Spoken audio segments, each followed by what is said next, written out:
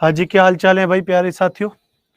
सभी ठीक ठाक हैं। कल थोड़ी सी क्लास में डिस्टरबेंस हो गया था, उसकी वजह से क्लासेस नहीं हो पाई थी, लेकिन आज जो हम लोग अपनी प्रॉपर तरीके से क्लासेस करेंगे। और बताइए, सभी ठीक ठाक हैं, कुशल मंगल हैं?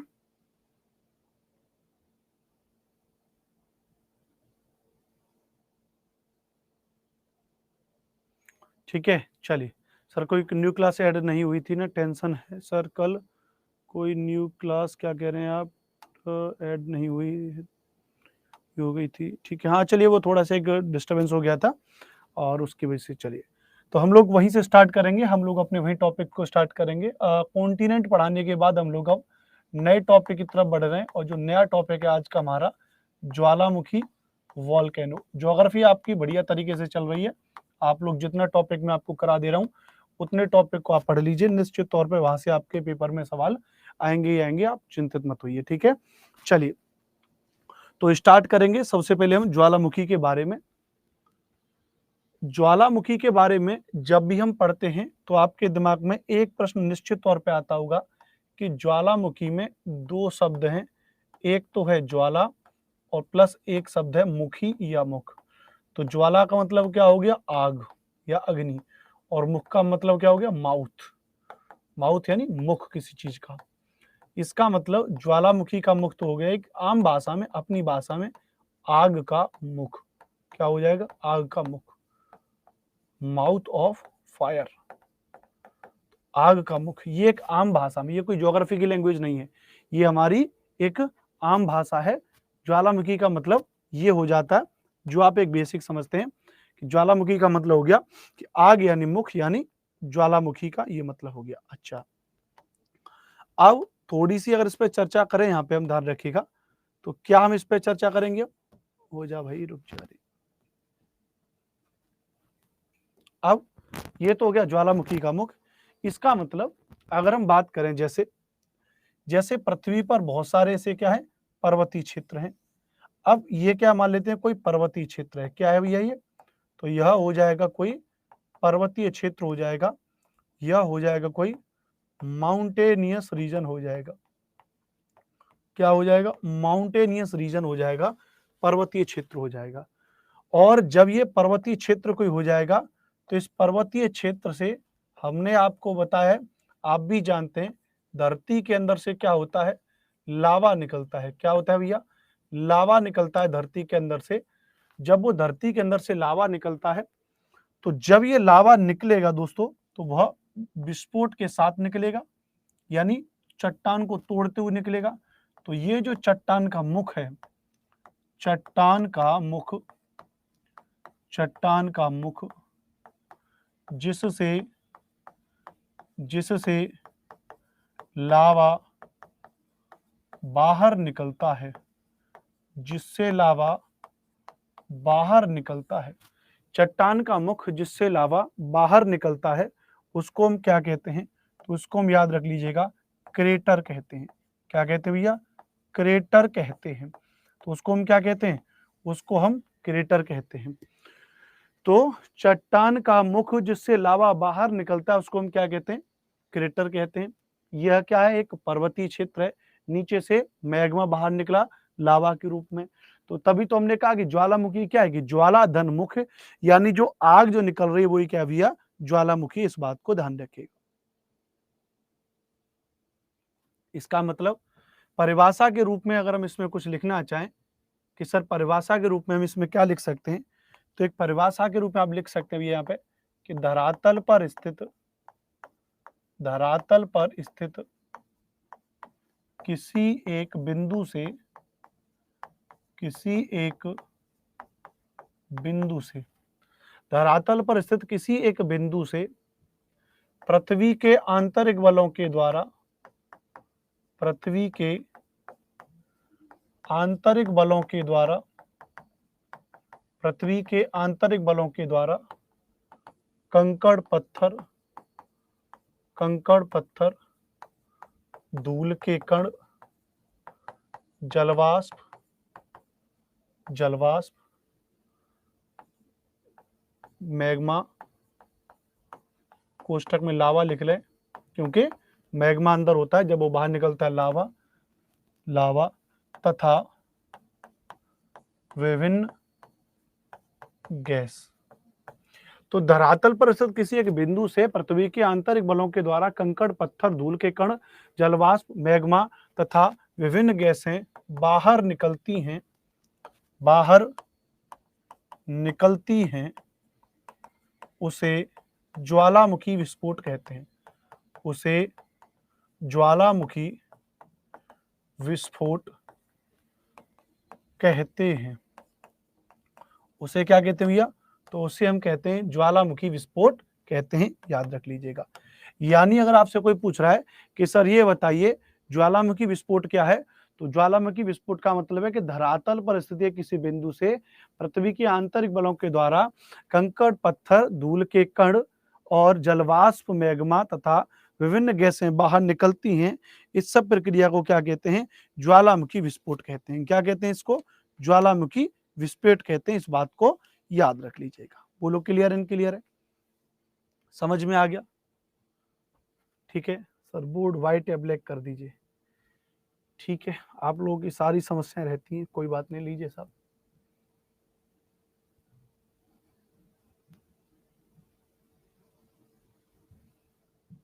ठीक है, अब तो दिख रहा है साहब कि अब भी साफ नहीं दिख रहा है?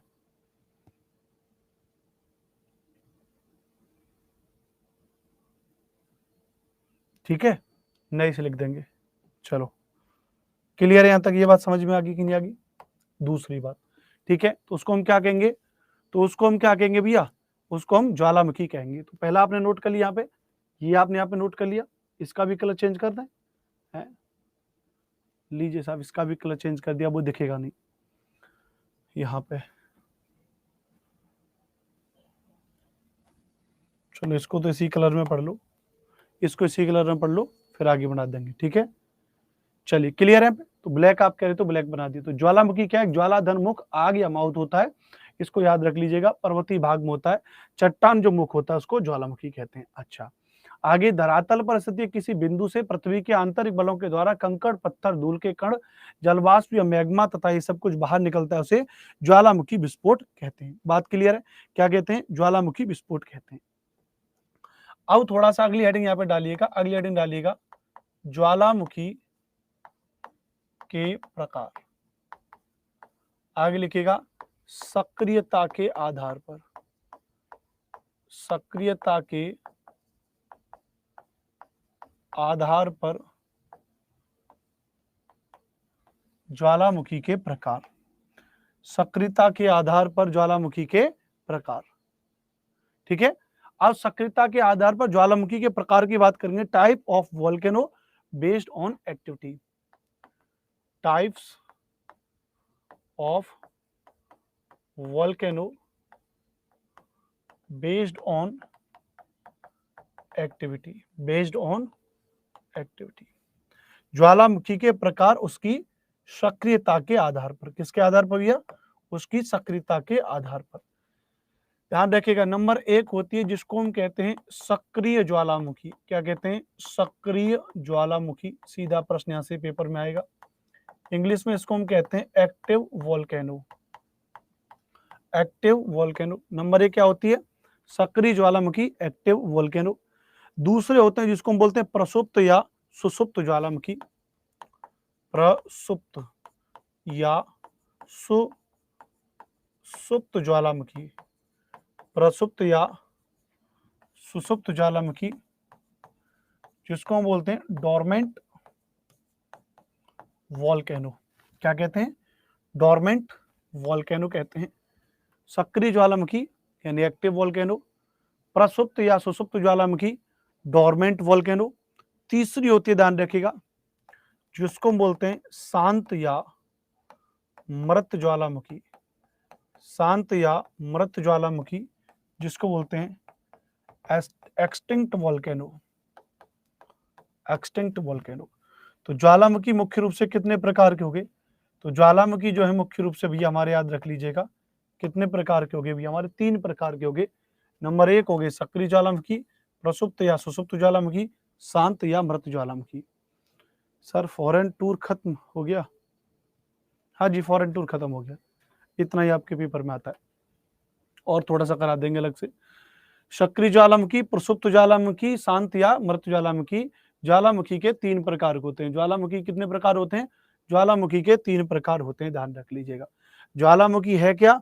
तो ज्वालामुखी भैया के धरातल पर स्थित किसी एक बिंदु से, धरातल पर स्थित किसी एक बिंदु से पृथ्वी के आंतरिक बलों के द्वारा, पृथ्वी के आंतरिक बलों के द्वारा कंकड़, पत्थर, धूल के कण, जलवाष्प, मैग्मा, लावा, विभिन्न गैसें बाहर निकलती हैं, उसे ज्वालामुखी विस्फोट कहते हैं। उसे क्या कहते हैं? उसे ज्वालामुखी विस्फोट कहते हैं, याद रख लीजिएगा। उसे क्या कहते हैं भैया? उसे हम ज्वालामुखी विस्फोट कहते हैं, याद रख लीजिएगा। ठीक है भैया, क्लियर है?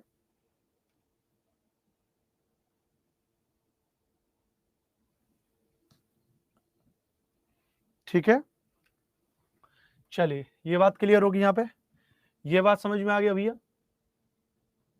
आगे चलें। और ज्वालामुखी क्या है? तो ज्वालामुखी, ज्वाला यानी आग का एक मुख। पेपर में आने लायक जो चीज है वो यहाँ से पेपर में चीजें बहुत ज्यादा पूछी जाती हैं, है ना। एक एक करके डिस्कस करेंगे। सबसे पहले हेडिंग डालिएगा, लिखते जा रहे हैं ना आप लोग, लिखते जा रहे हैं ना आप सभी लोग। यहाँ पे सबसे पहले लिखो भैया सक्रिय ज्वालामुखी। सबसे पहले हेडिंग डालो आप यहाँ पे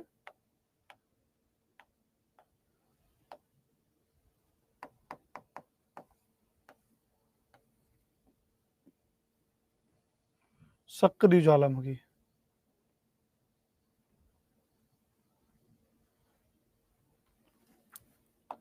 हेडिंग डालो यहाँ पे सबसे पहले सक्रिय ज्वालामुखी, एक्टिव वॉल्केनो। अब सक्रिय ज्वालामुखी यानी एक्टिव वॉल्केनो में अगर हम बात करेंगे, यहाँ पे याद रख लीजिएगा, तो नाम से क्या पता चल रहा है? सक्रिय, यानी जो चीज सक्रिय हो। तो इसमें सबसे पहला पॉइंट आप लिखिएगा इसमें, देखिए ऐसे ज्वालामुखी जिनसे लावा निरंतर निकलता रहता है, ऐसे ज्वालामुखी, ऐसे ज्वालामुखी जिनसे लावा निरंतर निकलता रहता है, ऐसे ज्वालामुखी जिनसे लावा निरंतर निकलता रहता है, उन्हें उन्हें सक्रिय ज्वालामुखी कहते हैं। उन्हें सक्रिय ज्वालामुखी कहते हैं।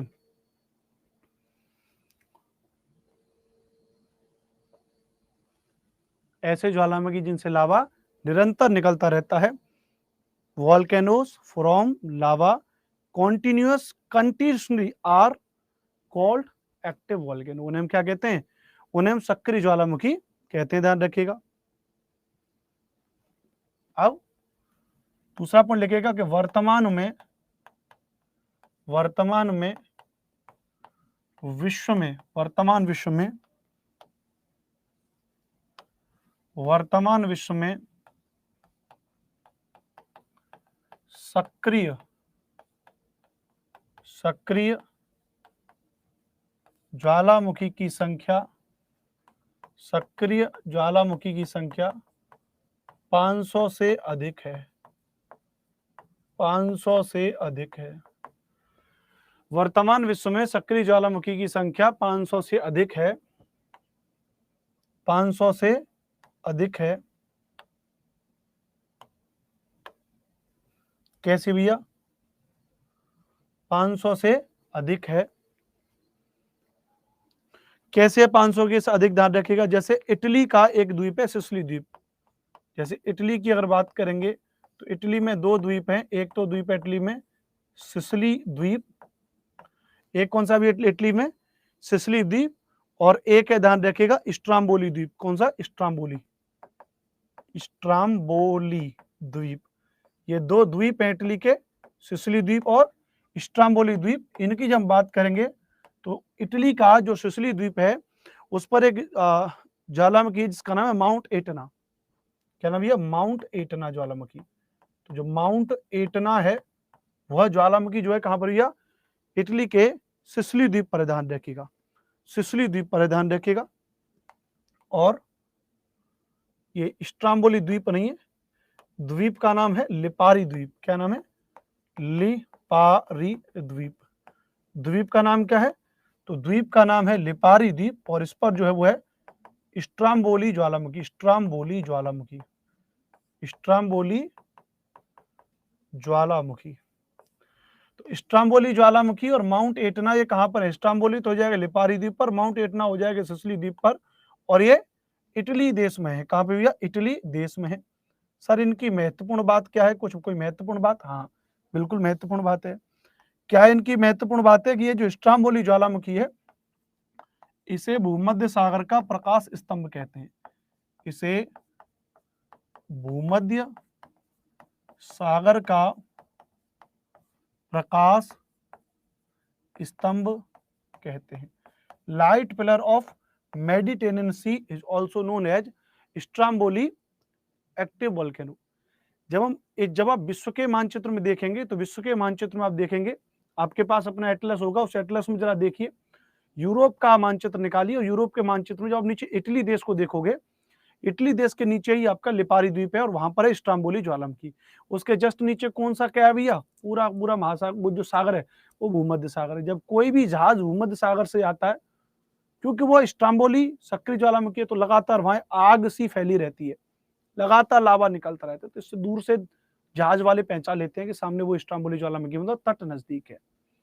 तो इसलिए इसको क्या कहते हैं? एक लाइट पिलर है, इसे भूमध्य सागर का प्रकाश स्तंभ कहते हैं। लेकिन शायद आप जानते होंगे, नोट करके लिख लीजिएगा, यहाँ पे एक हिस्ट्री का प्रश्न है, उसमें पूछा था कि एशिया का प्रकाश पुंज किसे कहते हैं? एशिया का प्रकाश पुंज, एशिया का प्रकाश पुंज किसको कहते हैं? तो ध्यान रखिएगा, महात्मा बुद्ध को। किनको? तो महात्मा बुद्ध को एशिया का प्रकाश पुंज कहते हैं। यह एक अलग मामला है, लेकिन भूमध्य सागर का प्रकाश स्तंभ किसे कहते हैं? स्ट्राम्बोली ज्वालामुखी को क्या कहते हैं? भूमध्य सागर का प्रकाश स्तंभ कहते हैं।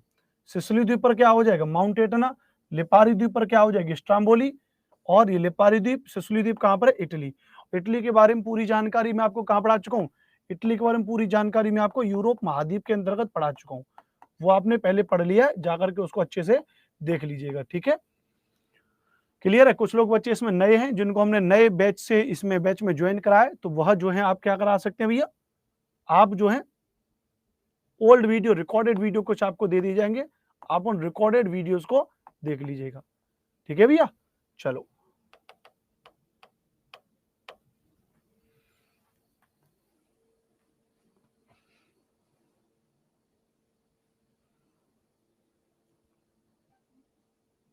ठीक है, कॉपी करो फटाफट से जल्दी से।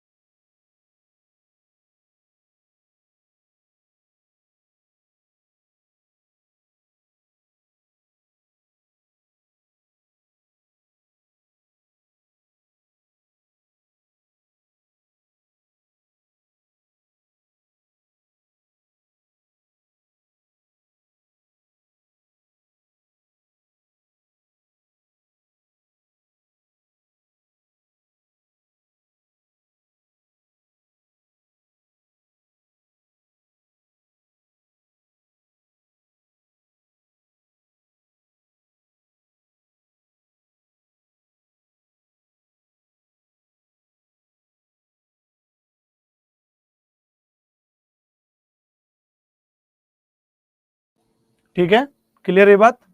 प्रकाश स्तंभ और प्रकाश पुंज एक जैसा वर्ड है? नहीं, एक जैसा वर्ड नहीं, अंतर है भाई। प्रकाश पुंज है, वो प्रकाश स्तंभ है। ठीक है, चलो आगे बात करेंगे। तीसरा एक ज्वालामुखी, एक तो माउंट एटना हो गया, एक स्ट्राम्बोली हो गया।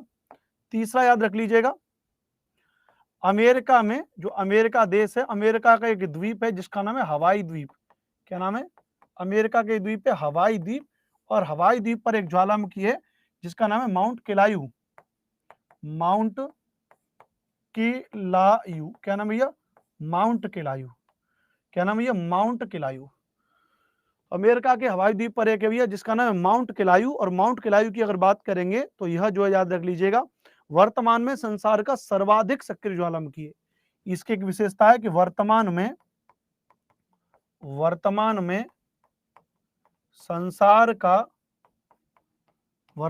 संसार का सर्वाधिक सक्रिय ज्वालामुखी है। सर्वाधिक सक्रिय ज्वालामुखी है। तो वर्तमान में संसार का सर्वाधिक सक्रिय ज्वालामुखी कौन सा है? तो वो हो जाएगा भैया माउंट केलायू हो जाएगा। सर्वाधिक सक्रिय ज्वालामुखी का मतलब क्या है? Most active volcano. Most active volcano यानी बहुत ज्यादा एक्टिव। तो सारे के सारे हैं, लेकिन इसमें क्या है?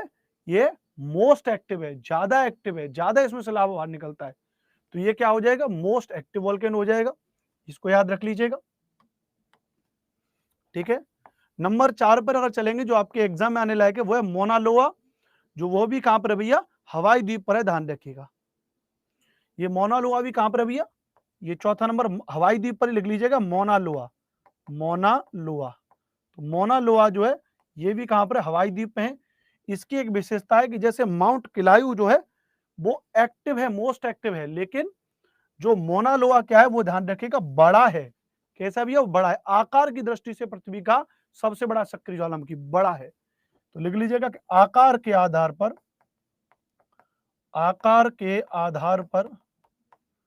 संसार का आकार के आधार पर संसार का सबसे सक्रिय ज्वालामुखी। आकार के आधार पर संसार का जो सबसे सक्रिय ज्वालामुखी है उसका नाम क्या भैया? उसका नाम हो जाएगा मोना लोआ। क्या हो जाएगा? मोना लोहा हो जाएगा, ध्यान रख लीजिएगा। एक ऐसी नाम ध्यान रख लीजिएगा, पांचवा Ojos del Salado. Ojos del Salado नाम ध्यान रख लीजिएगा। ओजोस डेल सलाडो कहां पर है? ये चिली और अर्जेंटीना देश में। चिली और अर्जेंटीना देश में। चिली और अर्जेंटीना देश में क्या है? ओजोस डेल सलाडो हो जाएगा, चिली और अर्जेंटीना में, ध्यान रखिएगा। एक अंटार्कटिका पढ़ाते वक्त मैंने आपको लिखाया था ना माउंट एयरबस। माउंट एयरबस लिखाया था ना, याद आ रहा है? माउंट एयरबस कहां पर है? अंटार्कटिका में। अंटार्कटिका ये भी कैसा एक सक्रिय ज्वालामुखी है। ये भी कैसा एक सक्रिय ज्वालामुखी है। माउंट एयरबेस कहां पे? अंटार्कटिका पे, ध्यान रखिएगा। एक है फ्यूजियामा, कहां पे? जापान में है। लिख दो नंबर 7 फ्यूजियामा। तो फ्यूजियामा कहां पे हो जाएगा? जापान में। ये भी कैसा है? सक्रिय ज्वालामुखी है। पूछा जाता है निम्नलिखित में से कौन सा सक्रिय ज्वालामुखी है, कौन सा कहां पर है भैया, ठीक है।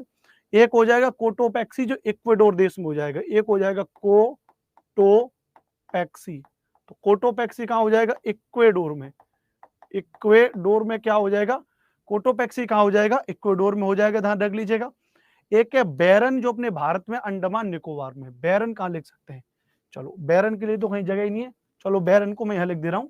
नंबर 9 लिख लीजिएगा यहां पे। नंबर 9 बैरन। बैरन नाम से कहां पर है? ए का मतलब अंडमान, एन का मतलब निकोबार। अंडमान निकोबार भारत। तो भारत का जो अंडमान निकोबार द्वीप है उसमें एक सक्रिय ज्वालामुखी है, बैरन सक्रिय ज्वालामुखी। क्या? बैरन सक्रिय ज्वालामुखी। ठीक है भैया, क्लियर है? सबके सब छठवें पे क्वेश्चन मार्क लगाते जा रही है रजिया सुल्तान जी। 7वें पे क्वेश्चन मार्क, 8वें पे क्वेश्चन मार्क है। तनिक ध्यान से सुनेंगे। छठवां तो लिखा था ना माउंट एयरबस है अंटार्कटिका में, इतना तो याद होना चाहिए ना। अंटार्कटिका को पढ़ाया था आपको, फिर भी भूल रहे हैं। Mount Erebus Antarctica. 7वां फ्यूजियामा जापान। 8वां कोटोपैक्सी इक्वेडोर। पिछला जो पढ़ाए हैं वो भी नहीं आपको याद है। 5वें नंबर का है ओजोस डेल सलाडो जो चिली और अर्जेंटीना की देश की सीमा पर है। चिली और अर्जेंटीना देश की सीमा पर है। एक बार पहले लिखो, फिर एक बार और रिवीजन करा दूंगा, टेंशन मत लो, ठीक है।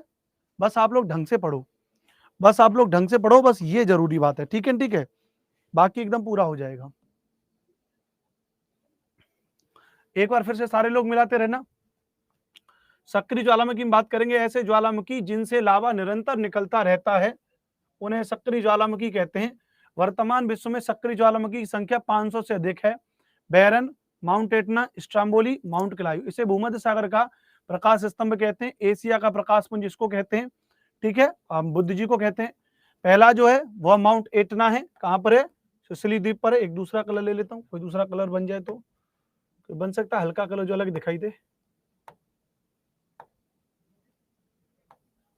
चलो इसको ले लेते हैं ना। अब ध्यान रखिएगा, सबसे पहले हमने बात की आपसे सक्रिय ज्वालामुखी, ऐसे ज्वालामुखी जिनसे लावा निरंतर निकलता रहता है, जो लावा है कंटिन्यूअसली फ्लो होता रहता है लगातार, उसको एक्टिव वोल्केनो कहते हैं। विश्व में अभी वर्तमान में 500 से भी अधिक सक्रिय ज्वालामुखी है, 500 से लेकर एक्टिव वोल्केनो है, जिनमें अगर हम देखेंगे तो इटली में एक तो हो जाएगा सिसिली द्वीप, एक हो जाएगा लिपारी द्वीप। सिसिली द्वीप जो माउंट एटना है, सिसिली द्वीप पर कौन सा ज्वालामुखी है, माउंट एटना। आपसे पूछा जाए माउंट एटना किस द्वीप पर है, सिसिली द्वीप पर। लिपारी द्वीप पर क्या है, स्ट्राम्बोली सक्रिय ज्वालामुखी। दोनों कहां पर है, इटली में, ध्यान रखिएगा। तीसरे नंबर का जो ज्वालामुखी है, जो अमेरिका के हवाई द्वीप में स्थित है, जिसका नाम माउंट किलायू, जो वर्तमान में संसार का सर्वाधिक सक्रिय ज्वालामुखी है। नंबर 4 की बात करके मोना लोआ, जो आकार के आधार पर संसार का सबसे सक्रिय ज्वालामुखी है। नंबर 5 की बात करेंगे ओजोस डेल सलादो, जो चिली और अर्जेंटीना देश में है। नंबर 6 की बात करेंगे तो यहाँ पे माउंट एयरबस, जो अंटार्कटिका में है। नंबर 7 की बात करेंगे फ्यूजियामा, जो जापान में है। नंबर 8 की बात करेंगे कोटोपैक्सी, जो इक्वाडोर देश में है। नंबर 9 की बात करेंगे बैरन, जो अंडमान निकोबार भारत में है। इतने 9 एग्जाम्पल याद कर लो। अब 9 एग्जाम्पल याद रख लो भैया, ये आपका काम हो जाएगा। बोलो क्लियर है, 9 एग्जाम्पल याद रख लोगे और सक्रिय ज्वालामुखी का मतलब समझ गए। 9 एग्जाम्पल आपने याद रख लिए, निश्चित तौर पे आपके पेपर में पूछा जाएगा, यह निश्चित तौर पे आपके पेपर में पूछा जाएगा। ठीक है भैया, मैं इस पीपीटी को थोड़ी को आपकी और सही कर देता हूँ, इस वाले पेज को मैं डिलीट कर दे रहा हूँ यहाँ से, ठीक है, चलिए, है ना, ताकि ठीक हो जाएगा ना। यहाँ पे ऐड करने के बाद हम लोग एक नया पेज में यहाँ पे बाद में ऐड कर देंगे। चलो फिलहाल, है ना, बाद में होगा। क्लियर है, सक्रिय ज्वालामुखी समझ में आ गया। 8 नंबर बोल दीजिए कोटोपैक्सी, इक्वाडोर देश में। अब सक्रिय ज्वालामुखी के बाद जो दूसरा ज्वालामुखी कौन सा भैया, प्रसुप्त या सुसुप्त ज्वालामुखी। इसको हम क्या कहते हैं, इसको हम कहते हैं भैया प्रसुप्त या सुसुप्त ज्वालामुखी। प्रसुप्त, सुसुप्त, प्रसुप्त या सुसुप्त ज्वालामुखी, प्रसुप्त या सुसुप्त ज्वालामुखी। इंग्लिश में क्या होता था, dormant volcano, dormant volcano, dormant volcano. अब इसमें आप क्या लिखोगे, प्रसुप्त या सुसुप्त, मतलब सुसुप्त का मतलब है जो सो गया है। एक बार विस्फोट हुआ, कोई ज्वालामुखी सो गया, यानी फिर कई 10-20 साल 50 साल तक उसमें कोई विस्फोट नहीं हो, फिर अचानक से विस्फोट हो गया, फिर से 100 साल तक कोई विस्फोट नहीं है, फिर से अचानक से विस्फोट हो गया, है ना। कोमल कुमारी करी, इटली का विसुवियस, बिल्कुल सही एग्जाम्पल है। तो प्रसुप्त या सुसुप्त में लिखिएगा, इस प्रकार के ज्वालामुखी में एक बार लावा निकलने के बाद दीर्घ काल तक उद्भेदन नहीं होता है। लिख लीजिएगा, यहाँ पे लिखेंगे इस प्रकार के ज्वालामुखी में, या सीधा लिख लीजिएगा ऐसे ज्वालामुखी, अपनी भाषा में लिखते हैं बिल्कुल। देखिए ऐसे ज्वालामुखी, ऐसे ज्वालामुखी जिनमें एक बार विस्फोट होने के बाद, विस्फोट होने के बाद उन्हें विस्फोट होने में कई वर्षों का समय लगता है, कई वर्षों का समय लगता है, लेकिन विस्फोट की संभावना बनी रहती है, लेकिन विस्फोट की संभावना बनी रहती है। ऐसा नहीं है कि विस्फोट नहीं होगा, विस्फोट की संभावना बनी रहती है, लेकिन विस्फोट की संभावना बनी रहती है। ऐसे ज्वालामुखी जिनमें एक बार विस्फोट होने के बाद पुनः विस्फोट होने में कई वर्षों का समय लगता है, लेकिन विस्फोट की संभावना बनी रहती है। क्या होती है भैया, विस्फोट की संभावना बनी रहती है। इसको हम प्रसुप्त या सुषुप्त ज्वालामुखी कहेंगे। इसको हम प्रसुप्त या सुषुप्त ज्वालामुखी कहेंगे। डोरमेंट वोल्केनो एक्टिव वोल्केनो नहीं होगा। कामरान जी एक्टिव कैसे हो सकता है? एक्टिव का मतलब है जो एक बार लगातार लावा जो निकलता है। डोरमेंट का मतलब है एक बार लावा निकल गया उस वक्त ही एक्टिव था, फिर भाग के बाद ये शांत हो गया, फिर से कभी लावा निकलेगा, इसलिए इसका नाम है डोरमेंट। ठीक है,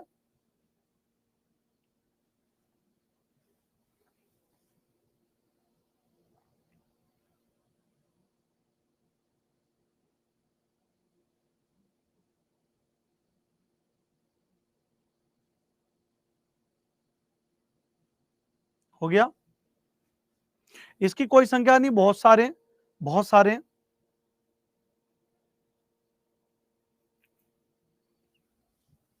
ठीक है, अब इसमें एक पॉइंट लिखेगा,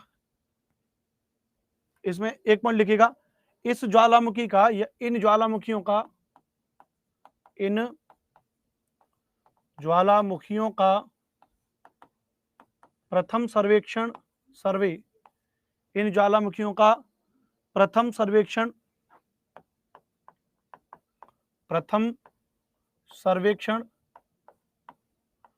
प्लिनी महोदय ने किया,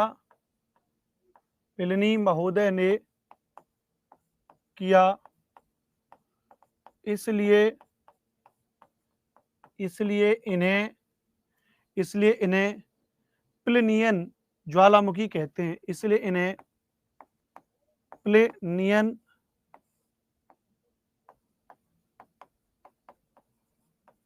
ज्वालामुखी कहते हैं। इसलिए इन्हें प्लिनियन ज्वालामुखी कहते हैं। क्या कहते हैं भैया? इसलिए इन्हें प्लिनियन ज्वालामुखी भी कहते हैं। एग्जाम्पल लिख लीजिए, माउंट विसुवियस इटली का एग्जाम्पल के तौर पे लिख लीजिए। पहला लिख लीजिए विसुवियस किस देश में? इटली में। विसुवियस किस देश में भैया? इटली में हो जाएगा। एग्जाम्पल याद रख लीजिएगा।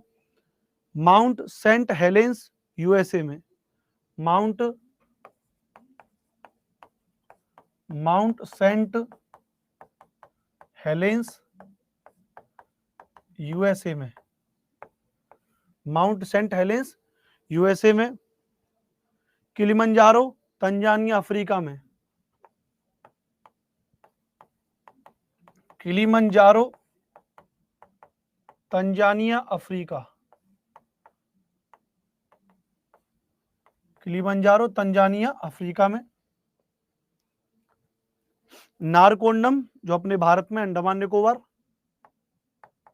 Narcondam Bharat. Narcondam Bharat. Krakatoa Indonesia. Krakatoa Indonesia.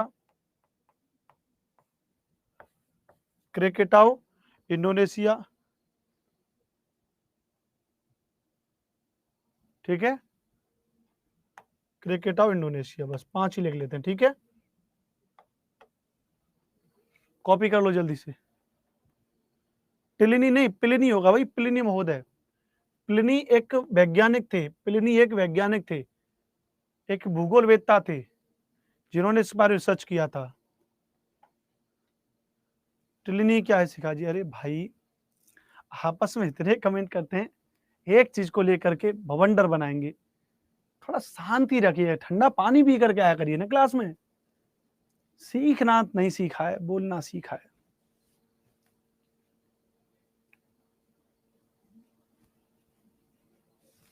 ठीक है, हो गया। ऐसे ज्वालामुखी जिनमें एक बार विस्फोट होने के बाद पुनः विस्फोट होने की संभावना बनी रहती है, लेकिन विस्फोट कई वर्षों में होता है। इस प्रकार के ज्वालामुखियों का सर्वेक्षण सबसे पहले प्लिनी महोदय ने किया था, इसलिए इनको प्लिनियन ज्वालामुखी कहते हैं उनके नाम पे। एग्जाम्पल हैं कुछ, विसुवियस ज्वालामुखी इटली में, माउंट सेंट हेलेंस यूएसए में, किलिमंजारो तंजानिया देश अफ्रीका में, नारकोंडम भारत में, नंबर 5 क्रेकेटाओ इंडोनेशिया में। क्रेकेटाओ इंडोनेशिया में।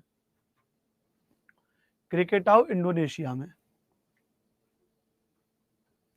फ्यूजियामा वोल्केनो जापान में है, लेकिन फ्यूजियामा को प्रसुप्त और सुसुप्त या एक्टिव दोनों में रखते हैं। हमने इसको यहाँ पे एक्टिव वाली श्रेणी में रखा है, नंबर 7 पे हमने आपको लिखा दिया है फ्यूजियामा जापान में। लेकिन अब कुछ लोग भूगोल वेत्ता कहते हैं कि फ्यूजियामा जापान में विस्फोट अब हो नहीं रहा है, तो इसलिए कुछ लोग उसको प्रसुप्त में मान लेते हैं, लेकिन ऐसे मान लीजिए।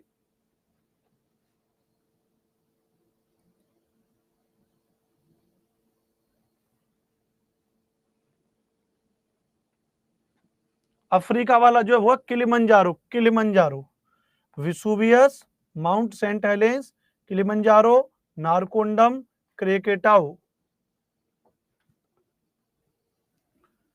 संडे को आप लोग, अगर आप लोगों की एक संडे को क्लास लगाऊं तो आप लोग सभी आओगे भाई? संडे को अगर मैं आपकी क्लास लगाऊं तो सभी लोग आ जाओगे? दोपहर से क्लास लगा लेता हूं, दोपहर को या शाम को कोई क्लास लगा लूं आपकी संडे को, बताओ।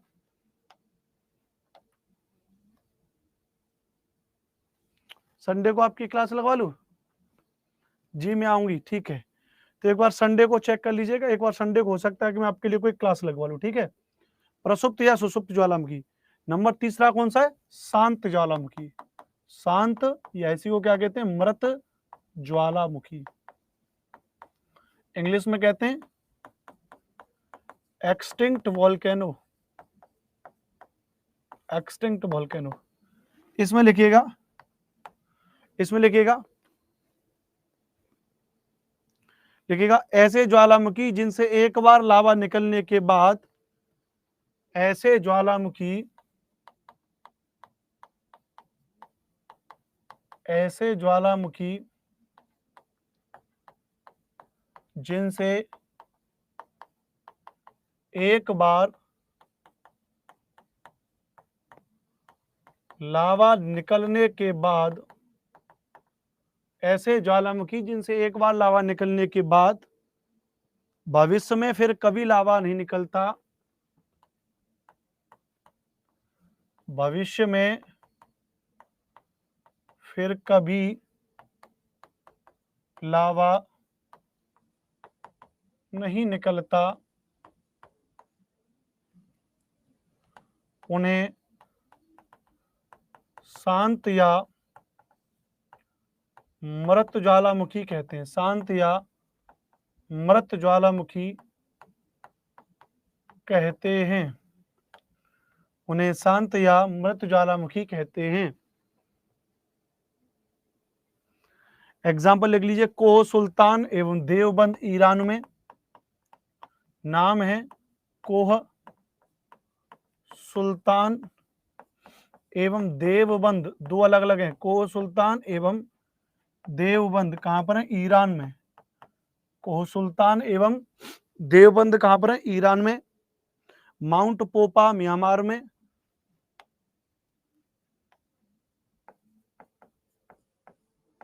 माउंट पोपा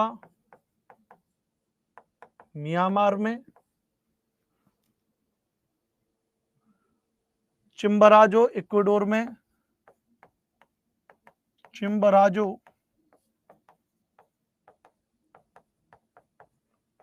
इक्वाडोर में। ये 4 एग्जाम्पल ठीक है।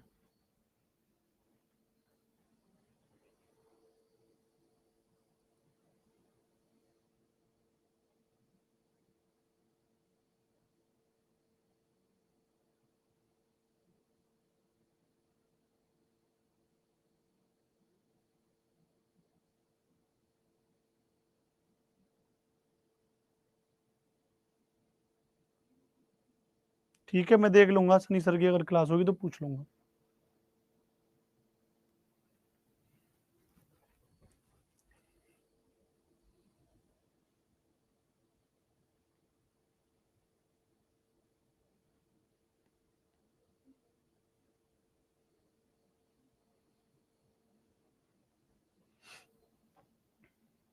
हो गया?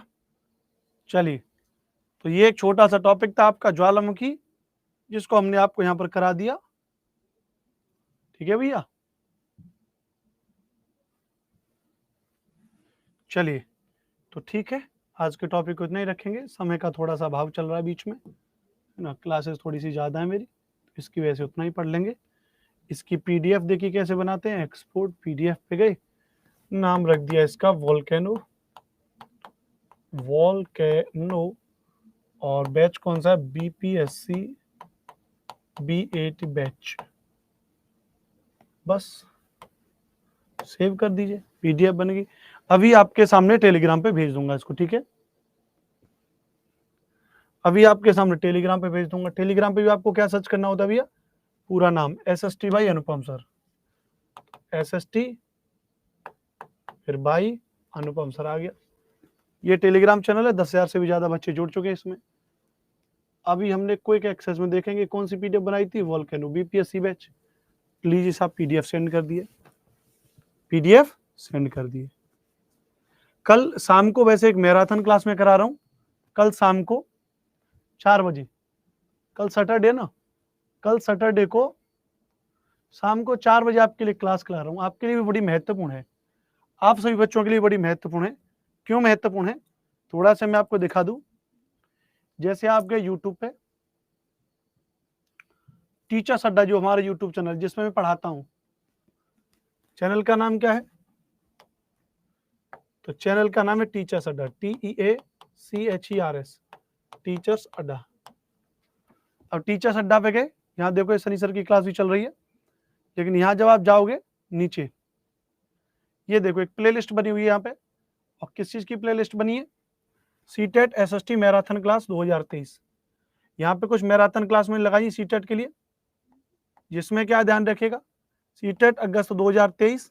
ये देखो 1 शॉट रिवीजन की क्लास है, कैसी क्लास, ये क्लास है आपकी 1 शॉट रिवीजन। 1 शॉट रिवीजन किसका, एनसीईआरटी क्लासिक्स संपूर्ण हिस्ट्री, पूरी हिस्ट्री में इसमें आपकी कवर अप करा दूंगा। एक सीटेट अगस्त, देखो सीटेट के लिए कराया हूं बेशक में, इसमें 27,000 बच्चे देख लिए, लेकिन एक क्लास क्या है, ज्योग्राफी एनसीईआरटी निचोड़, इसमें क्लास 6th की एनसीईआरटी पूरी करा दिया हूँ, क्लास 6th की एनसीईआरटी पूरी करा दिया हूँ। तो आप चाहो तो इसको जाकर के देख सकते हो, ये आपके लिए बहुत ज्यादा जरूरी है, ये आपके लिए मोस्ट इंपोर्टेंट है, ठीक है, ठीक है, ये आपके लिए मोस्ट इंपोर्टेंट है। तो इसको ज्योग्राफी की क्लास को देख सकते हो। पढ़ने वाले विद्यार्थी तो कहीं से भी पढ़ सकते हैं, और दोस्त निकालने वाले, कमी निकालने वाले तो किसी में भी दोस्त निकाल सकते हैं, है ना। बहुत से लोग मेरी सनी सर से, आप सबसे कहते हैं अरे अनुपम सर तो गुस्सैल व्यक्ति हैं, बेकार पढ़ाते हैं, बकवास पढ़ाते हैं, लेकिन आप उससे ये नहीं कहते कि अगर वो गुस्सा भी होते हैं तो उसकी वजह यह है कि हम सब लोग पढ़े हैं। तो बाकी आपकी मर्जी है, ठीक है। ये ज्योग्राफी क्लास मैंने करा दी हूँ, कल यूट्यूब पे 4 बजे से क्लास शुरू होगी, 4 बजे से, 4 बजे से। इसमें भी क्या सोर्स है, इसमें सोर्स है कक्षा 6 की एनसीईआरटी खत्म हो जाएगी, तो ये दोनों भी वीडियो आप देख सकते हो, आपकी तैयारी और अच्छी हो जाएगी। सरकारी नौकरी की तैयारी अगर कर रहे हैं तो उसमें एनसीईआरटी वगैरह तो पढ़ना पड़ेगा ना, और उसमें ये कहां से आ जाता है कि ज्यादा पढ़ना पड़ेगा, कम पढ़ना पड़ेगा, तो आपकी मर्जी है, थोड़ा पढ़ना तो पड़ेगा ना, ठीक है। तो चैनल का नाम क्या है, टीचर्स अड्डा। टाइम क्या है, कल शाम 4 बजे। बोलो आओगे कि नहीं आओगे क्लास में, कल शाम 4 बजे, 3 घंटे की क्लास होगी कम से कम। चलो कल मुलाकात करेंगे, अपना ध्यान रखिएगा, एक बार फीडबैक देते हुए जरूर जाना।